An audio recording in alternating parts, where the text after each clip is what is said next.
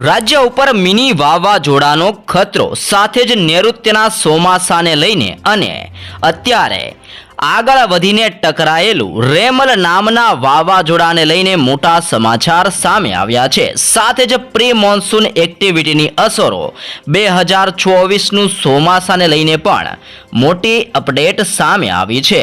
ફરી એકવાર અરબ સાગરના દરિયાની અંદર મોટી હલચલ સર્જાતી જોવા મળી છે, જેના કારણે અરબ સાગરની અંદર પવનની ઝડપની અંદર મોટો ફેરફાર અને બદલાવ જોવા મળ્યો છે। સાથે જ ચોમાસાનું પણ હવે ધીમે ધીમે આગમન અંદમાન અને નિકોબારના વિસ્તારોની અંદર જોવા મળ્યું છે। 2024ના ચોમાસાની શરૂઆત અત્યારે અંદમાન અને નિકોબારના વિસ્તારોની અંદર ચોમાસાની દસ્તક જોવા મળી રહી છે। સાથે જ બાંગ્લાદેશના વિસ્તારોની અંદર આગળ વધી રહેલું રેમલ નામનું વાવાઝોડું પણ હજી ભયંકર અને ઘાતક બનતું જોવા મળ્યું છે। રેમલ વાવાઝોડાની અસરોના કારણે અનેક સ્થળ ઉપર વીજળીના થાંભલા અને ઝાડવા પડેલા જોવા મળ્યા છે।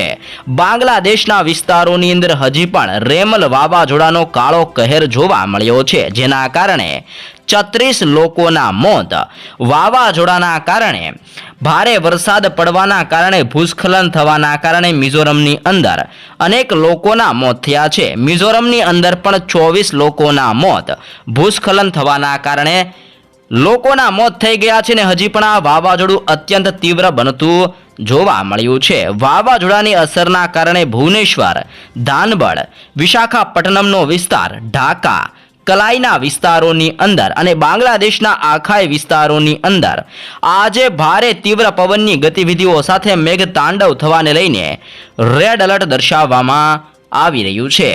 સાથે જ ગુજરાતની અંદર પ્રી મોન્સૂન એક્ટિવિટીની શરૂઆત થઈ ગઈ છે, જેને જોતા રાજ્યની અંદર વાતાવરણની અંદર સતત પલટો આવતો પણ જોવા મળ્યો છે। સાથે જ ધીમે ધીમે અંદમાન અને નિકોબારના વિસ્તારથી 2024નું ચોમાસું આગળ વધતું જોવા મળ્યું છે અને નૈઋત્યનું આ ચોમાસું ખાસ કરીને જૂન મહિનાની અંદર જૂનની 1 તારીખથી લઈને 4 તારીખ સુધીની અંદર આ ચોમાસું કેરળની અંદર પણ દસ્તક આપી શકે છે તેવું પણ અનુમાન મૂકવામાં આવ્યું છે। જો કે કેરળ બાદ આ ચોમાસું દરિયાના માધ્યમથી આગળ વધીને બેંગલવીનો વિસ્તાર, મદુરાઈનો વિસ્તાર અને ત્યારબાદ આ ચોમાસું ગુજરાતની અંદર દસ્તક આપી શકે છે, જેને જોતા ગુજરાતની અંદર ચોમાસાનો સારો એવો વરસાદ 10 જૂનથી લઈને 15 જૂનની વચ્ચે અને 15 જૂન પછી ગુજરાતના અનેક રાજ્યોની અંદર, ગુજરાતના અનેક જિલ્લાઓની અંદર અને ભારતના અનેક રાજ્યોની અંદર ચોમાસાની દસ્તક અને ચોમાસાની શરૂઆતની સાથે જ ભારે અને તીવ્ર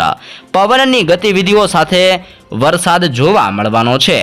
સાથે જ રાજ્યની અંદર વાવણી લાયક વરસાદ પણ ખાસ કરીને જૂન મહિનાની અંદર જોવા મળી શકે છે। અત્યારે અરબ સાગરની અંદર મોટી હલચલ સર્જાતી જોવા મળી રહી છે અને ફરી એકવાર મિની વાવાઝોડું બનતું જોવા મળ્યું છે।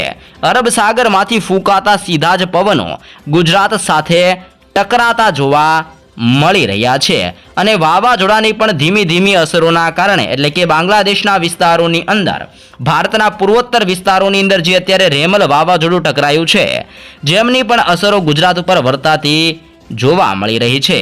આમ મિની વાવાઝોડાની અસર અને પ્રી મોન્સૂન એક્ટિવિટીની અસરોના ભાગરૂપે ગુજરાતની અંદર આજે બપોર પછી અને સાંજ દરમિયાન વાતાવરણની અંદર પલટો આવશે અને વાદળ છવાયા વાતાવરણ સાથે ગુજરાતના અનેક વિસ્તારોની અંદર ગાજવીજ સાથે ફરી એકવાર મોડી સાંજ દરમિયાન વરસાદ જોવા મળી શકે છે। સાથે જ મિની વાવાઝોડાની અસરોના કારણે ગુજરાતની અંદર અત્યારે વાદળ છવાયું વાતાવરણ સર્જાતું જોવા મળ્યું છે, જેમાં પણ સૌરાષ્ટ્રના વિસ્તારોમાં ખાસ કરીને દેવભૂમિ દ્વારકાનો વિસ્તાર, જૂનાગઢ અને ગીર સોમનાથના વિસ્તારોની અંદર ભારે કાળા ડિબાંગ વાદળો ઘેરાતા જોવા મળ્યા છે। તો કચ્છની અંદર પણ નળિયા અને માંડવીના વિસ્તારોની અંદર પણ અત્યારે વાદળો ઘેરાઈ રહેલા જોવા મળી રહ્યા છે। આમ ગુજરાતની અંદર અત્યારે કાળું ડિબાંગ એટલે કે ફરી એકવાર અંધારપટ છવાતો જોવા મળી રહ્યો છે।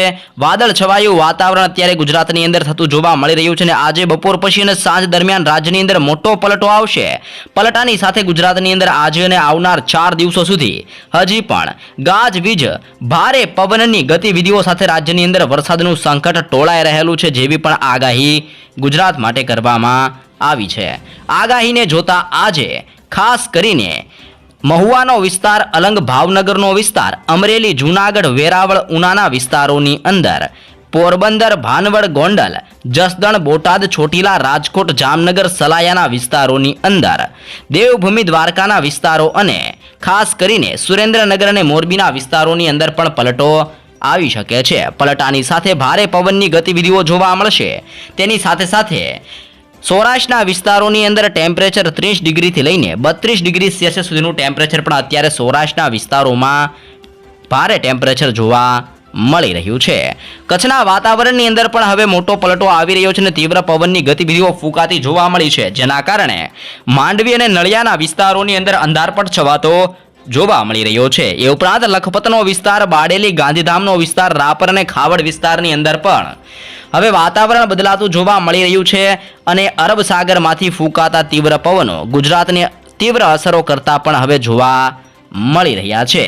સાથે જ સિસ્ટમનું જોર વધવાના કારણે પણ વાદળ છવાયું વાતાવરણ કચ્છના વિસ્તારોની અંદર મજબૂત બનતું જોવા મળ્યું છે।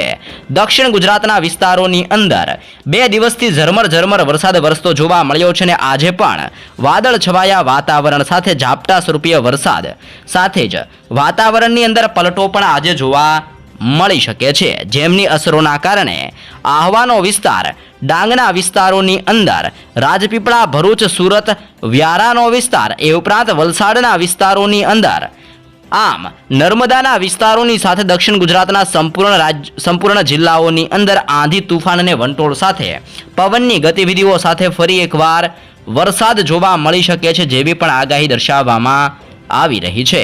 મધ્ય ગુજરાતના જિલ્લાઓની અંદર ગરમીની સાથે સાથે અત્યારે તીવ્ર પવન ફૂંકાતો જોવા મળ્યો છે, જેમાં અહેમદાબાદનો વિસ્તાર, ધોળકા, નડિયાદના વિસ્તારોની અંદર, ખેડબ્રહ્માનો વિસ્તાર, વડોદરા, બોડેલીનો વિસ્તાર, ગોધરા, લુણાવાડા, દાહોદના વિસ્તારોની અંદર હવે મોટો પલટો વાતાવરણની અંદર આવી રહ્યો છે। તીવ્ર અને અત્યંત ભયંકર પવનો ફૂંકાઈ રહ્યા છે। પવનોની ગતિવિધિઓ સાથે અનેક જિલ્લાઓની અંદર ફરી આજે બપોર પછી અને સાંજ દરમિયાન વાદળ છવાયા વાતાવરણ સાથે કમોસમી વરસાદની આગાહીને એલર્ટ દર્શાવવામાં આવી રહ્યું છે।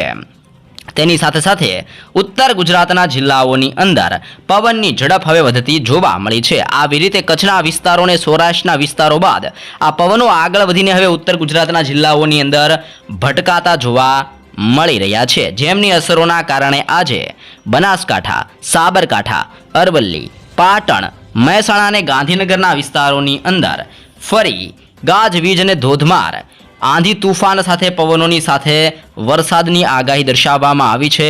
આજે બપોર પછી અને સાંજ દરમિયાન તીવ્ર પવન ગુજરાતની અંદર ફૂંકાતો જોવા મળશે। પવનની ગતિવિધિઓ સાથે આજે અને આવનાર 4 દિવસોની અંદર ગુજરાતની અંદર હજી પણ મિની વાવાઝોડાની અસરોના કારણે કમોસમી વરસાદનું સંકટ ટોળાઈ રહેલું છે।